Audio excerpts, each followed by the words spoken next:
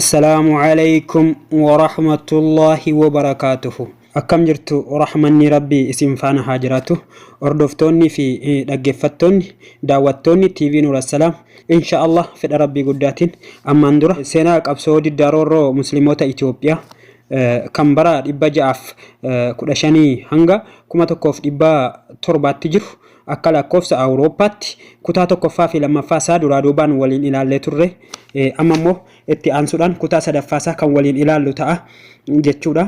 Egaan seenaan islaamaa fi musliimoonni cunqursaa garaagaraa keessa akka darbanii as ga'an waliin ilaallee turre tooftaa filatanii beeksisuu, tooftaa ukkaamsuun hambisuu, tooftaa fokkisiisuu yookaan seenaa xureessuu, tooftaa seenaa hiikaa jallisuu akkasumas hiikaa jallisanii dogoggora baay'isuu akkasumas seenaa gurraachessuutiin seenaan musliimotaa akka mallee fi akka hin taane garee ogeeyyota gama tokkootii ba'aniin miidhamaa ture. Amma immoo itti aansuudhaan kutaa sadaffaa keessatti kan waliin ilaallu seenaa Itoophiyaa akkaataa garee ogeeyyotaatiin kuufamee jirutti Itoophiyaan biyya sabaaf saboota garaagaraa baay'inaan qabdu ta'uunis dhokfamee ukkaamfamee akka hafu godhamee jira.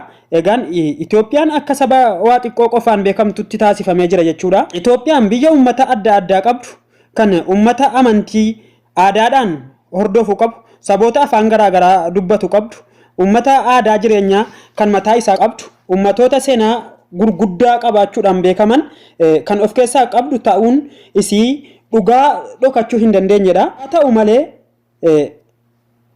kana taatee osoo jirtu jechuudha. Kusan seenaa garee ogeeyyotaatiin ka'amee jiru garuu waa'ee amantii yoo dubbatu amantii tokko qofa, seenaa biyyattii keessaa seenaa saba tokko akkasumas loqodni yookaan afaan dubbatamuu fi aadaanis kan saba tokko qofti akka ifa bahee mul'atu taasifamee jira jechuudha. Egaan keessumattuu seenaa islaamaatii fi musliimotaan wal qabatee jiru keessatti ragaa qabatamaan dhugaa irratti hundaa'ee qoratamee dirree jiru faallessuudhaan qorannoo seenaa tahuun isaa dagatamee ijjannoo fi kaayyoo qaban ibsuu kan fakkaatu jechuudha. Ofii qaban ibsuu kan fakkaatuun waan hojjetan baay'ee qabu jechuudha ogeeyyonni seenaa kuni. Fakkeenyaaf amantiin islaamaa jechuudha yeroo dheeraa booda biyya Itoophiyaa seene amantii diidaa dhufe jedhu. Akkasumas islaamni amantii tokkummaa Itoophiyaa diigee bittinneessee kan guddina yookaan qarooma biyyattii irratti gufuu ta'u akkasumas amantii biyya keenyaaf hin barbaachifnee fi hin tolle kanneen kana fakkaatu dubbatanii jiru jechuudha. Amantiin islaamaa fakkii hammeenyaatiin ka'amee jira. Fakkeenyaaf mata duree rakkoo Itoophiyaa islaama gochuudhaan kitaabban seenaa baay'eetu katabamee jira. Kanneen keessaa irra caalaatti kan beekamu kan ogeessichi seenaa jechuudha. Tarmingham qopheessaan kitaabaa kun jechuudha. Islam in Ethiopia kan jedhamu ergaa akkasii dabarsuuf qopheesseeti. Egaan abbaan kitaabaa kun ijoo seenaa gurguddaa ta'e zamanaa fi gocha seenaa keessatti bakka gurguddaa qabu barreessuun isaanii akkuma jirutti ta'e jechuudha. Kaayyoon isaanii akkaataa moggaasa kitaabichaatti seenaa Itoophiyaa keessatti bakka islaamni qabu ibsuu fi miti kaayyoo biraa qaba jechuudha. Kitaabni kun gumii islaamni qabu dubbachuurra akka islaamni biyyattii Itoophiyaatiif shororkeessaa gaaga'ama ta'e ibsuudhaaf yaalii godha, gurraachessuuf yaalii godha jechuudha. Garuu walumaa galatti ijoon dubbii kitaabni kun irra naanna'uuf jechuudha. Ergaan inni dabarsuu barbaadu akka islaamni zamana dheeraadhaaf kiristaana Itoophiyaa irratti yaachisaa ta'ee jiru agarsiisuudhaaf yaalii godha jechuudha. Egaan fakkiin ammas immoo musliimota Itoophiyaatiif fakkii addaatu kennamee jira mata dureewwan kana erga finnee booda jechuudha. Akkaataa gareen ogeeyyii kuusaa seenaa keessatti kaa'anii jiranitti musliimoonni Itoophiyaa bakka bu'aa humna islaama biyya alaa yookaan agentis kanneen jedhaman kan ta'an akka ta'an fakkeeffamanii jiranii. Gareen ogeeyyota seenaa kun kitaabban seenaa baay'ee barreessanii jiran. Egaan haa ta'u malee fakkeenya kitaabban isaanii keessatti baay'inaan waa'ee duula Imaamu Ahmad ibn Ibrahim al-Gaazii yeroo dubbatan weerara jechuudhaan ibsu jechuudha. Akkas jechuudhaan wanni ibsaniif immoo Imaamu Ahmadin Itoophiyummaa isaa mormuu jaraati jechuudha. Akka namaa weerara jechuun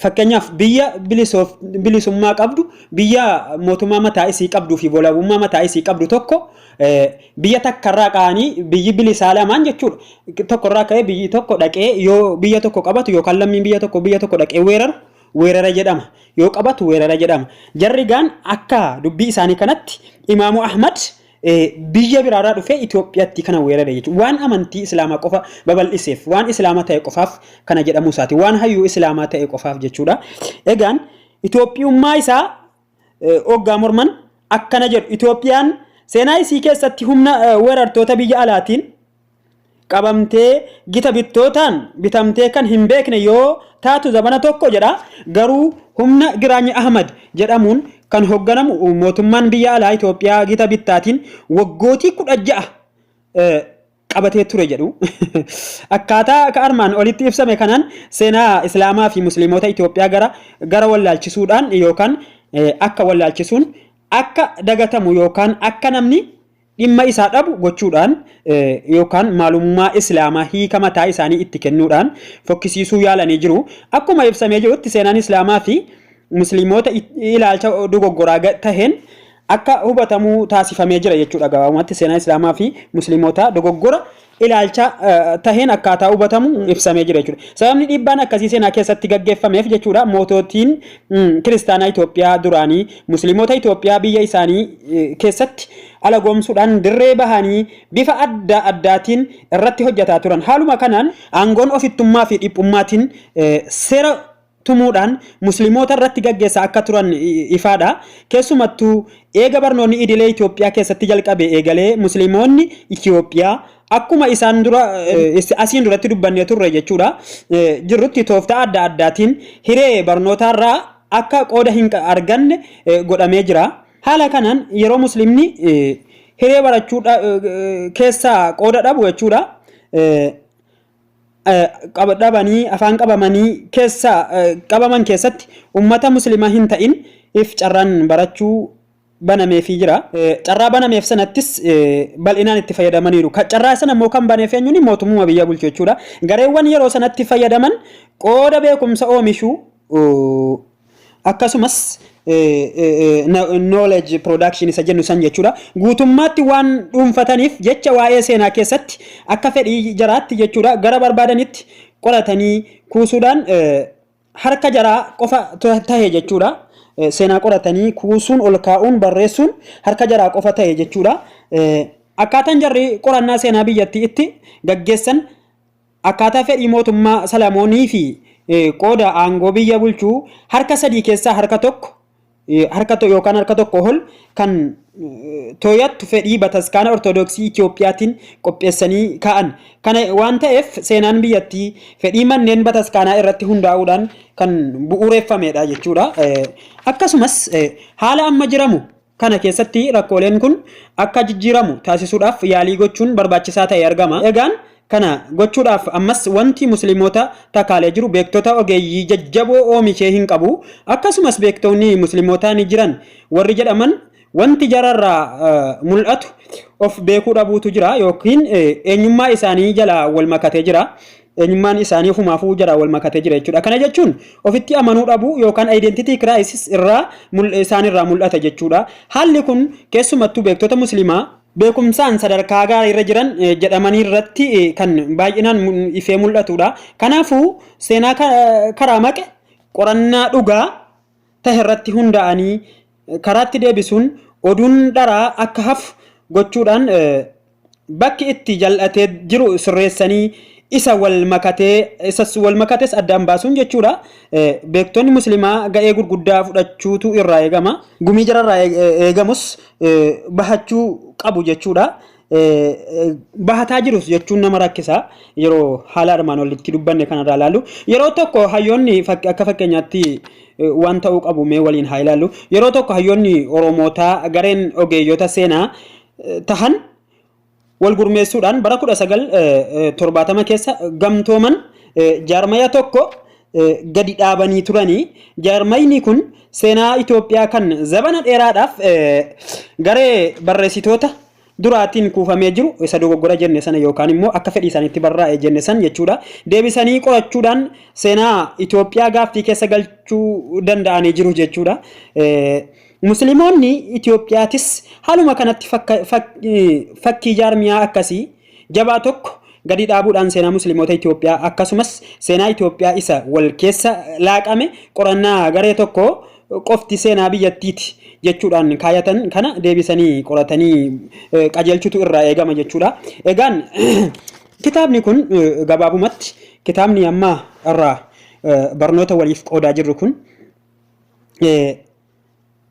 kitaabilee seenaa hanga ammatti Itoophiyaa keessatti jiru yookaan immoo afaan Amaariffaa fi Oromiffaan jiru afaan garaagaraatiin jiru waan hedduudhaan irra adda ta'a jechuudha. Haala itti durseenaa kan adda isa godhus jechuudha. Haala itti durseenaa keenya beeknu barannee barsiisaa turree fi itti quba qabnu irraa bifa addaatiin madda ragaa seenaa irratti hundaa'uun bal'inaan qoratee yookaan qoratamee qophaa'ee waan ta'eef beekumsa irraa guduunfachuun ni dandeenya jechuudha. Ilaalchaa fi hubannoo uummataas ni jijjiira. Kitaabni kun madda ragaa seenaatiif jechuudha. Wantoota ragaa qabatamaa ta'an gurguddoo hedduu dhiyeeffatee jira. Fakkeenyaaf kitaabban afaan Arabaa 139 ol seeca'uun yookaan immoo sakatta'uun ragaa qabatamaa irraa funaane. Kitaaba Amaariffaa afaan Amaaraa 74 ol. Kitaabilee afaan Ingiliffaa 48 ol irraa qorannoo yeroo bal'aa gochuudhaan madda ragaa seenaatiif dhiyeeffatee jira jechuudha. Egaan kunis hojii bal'aa fi ulfaataa ta'uu waliin jechuudha. Waan dubbate yookaan katabe hunda ragaa qabatamaa madda ibsuun dhiyeeffachuun isaa kitaabilee hanga ammaatti jiran irraa adda isa taasisa. Caalaatti jaalatamaa fi fudhatamaa isa godha. Egaan kitaaba kana barreessaan seenaa yookaan immoo Ustaaz Ahmadiin Jabalii fi kan afaan Oromootti hiike Raayyaa Abbaa Macaa yaada dhuunfaa tokkollee gonkumaa ittiin daballee yaada dhugaa jiruu fi qabatamaa seenaa lafarratti ta'ee fi kitaabilee adda addaarraa ragaalee wal qunnamsiisuun dhugaan isaa kan mirkanaa'e asuma irratti ka'an malee yaada dhuunfaa isaanii itti idaanii kaa'uu siin feenes hin keenyes jechuudha. Egaan namuu sagalee kana dhaggeeffattan yookaan barnoota seenaa musliimoota Itoophiyaa kana dhaggeeffattan kitaaba kana bittanii mana keessanitti fi ijoollee keessan obboleewwan keessanitti affeertanii akka itti fayyadamtan gahee islaamummaa keessatti akka baattan garanumaan ergaa keenya dabarsinaa. Ergaa kana kan isinii dabarse ana obboleessa keessan Yaaqub Hussein Ibrahim naan jedhu. Wassalaamu alaikum wa rahmatullahi wa barakatuhu.